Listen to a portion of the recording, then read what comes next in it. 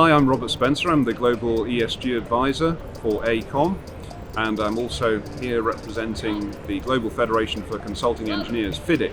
I'm here in Dubai at COP28, and it's an exciting time.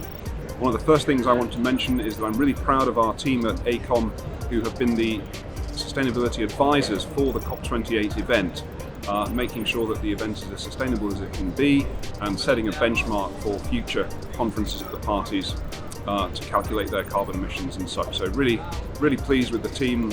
6 months of hard work paying off, and we're getting our certification on Thursday. The first thing that's really interesting to note is the United Arab Emirates, the host nation, has been able to secure a breakthrough on the loss and damage funding. So that's now going ahead. It was touched on at Sharm el-Sheikh last year, but there wasn't a proper mechanism in place to follow through on that. So that's now been achieved. That's a really good, significant boost for the negotiations, getting them underway, and that's going to be managed by the World Bank, and that's going to help developing nations or emerging economies that get struck by climate change impacts, perhaps a severe storm or drought or fires. They're able to then access that funding to help them recover from those events. So that's a really significant breakthrough. The other thing I want to mention is everyone's going to be watching closely to see the wording around phasing down and phasing out around fossil fuels. I think there's probably a little bit too much made around the semantics of phasing down, phasing out. I think a lot of people in the industry recognise that phasing out completely is probably unrealistic. We might always need a small amount of fossil fuels for the economy to work. But I think what we are looking at is not exploring for any new fossil fuels, and also rapidly increasing by up to 3 times the scale and capacity for investment in renewable energy, part of the energy transition.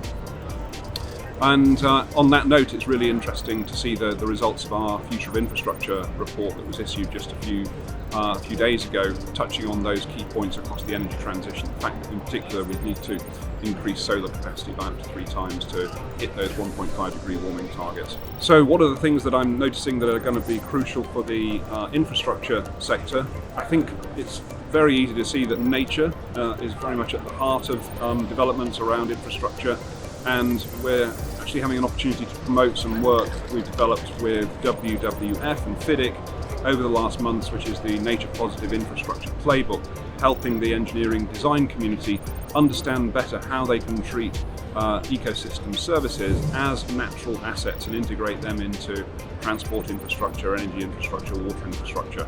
So that's going to be an important development. I think the other thing is around, back to the energy transition, increasing that capacity for hydrogen production and looking at that supply and demand issue. So important for governments at the national level and the city level to put in place those enabling structures that allow private sector, private industry, business to come in and invest in new hydrogen capacity, modal shift in transportation, electric vehicle infrastructure, and also new energy systems for cities, heating and cooling.